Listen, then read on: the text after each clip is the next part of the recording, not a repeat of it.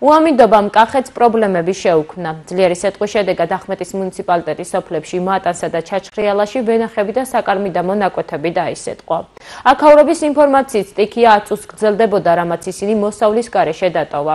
გადაუდღებელი წვიმის გამო მატანში მდინარეც ადიდდა. წყლის უხვინაკადი სანიაღვრე არხებმა ვერ გაატარა, შედეგად კი ნომერ 1 საბავშვო ბაღის ეზო და საცხოვრებელი სახლების პირველი სართულები დაიტბორა. პრობლემას ადგილზე გაიცნო მუნიციპალიტეტის მერი ალექსი ფიცხელაური საკრებულოს თავმჯდომარესთან და ადგილობრივი ხელისუფლების სხვა წარმომადგენლებთან ერთად. მთელი ნახევარ-საათზე მეტი იყო ესეთი თქეში წვიმა და ესე იგი შემოდიოდა და გადიოდა როგორც ქუჩაში ის წყალი, მე რა ვიცი. ის ლამინატია დაზიანებული, ის ყველაფერი ისა გაფჭებული.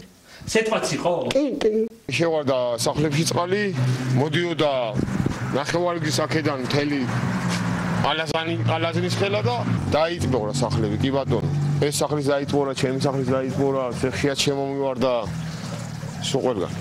ახმეტის მუნიციპალიტეტში მოსული სტიქიის შედეგად დაგვეცეტყვა სოფლები ილტოს ხეობაში სოფელი მატანი ძირითადად, სადაც დაზიანდა სავარგულები. ამ სეტყვას თან ახლდა ასევე უხვინალექი, რის შედეგადაც გადმოვიდა ასე ვთქვათ სანიაღვრეებიდან წყალი, დაიტბორა რამოდენიმე ეზო, ჩვენი მატნის პირველი საბავშვო ბაღის ეზო, სადაც ოპერატიულად მოხდა ტრაქტორის მობილიზება ტექნიკით და გახსნილია უკვე იქ და შეიძლება ითქვას ამ სტიქიის შედეგები აღმოფხვრილია, ასევე ცენტრალურ გზაზე მობილიზებულია საგზაო დეპარტამენტის ტრაქტორი და მიმდინარეობს იქაც ბოგირის გაწმენდა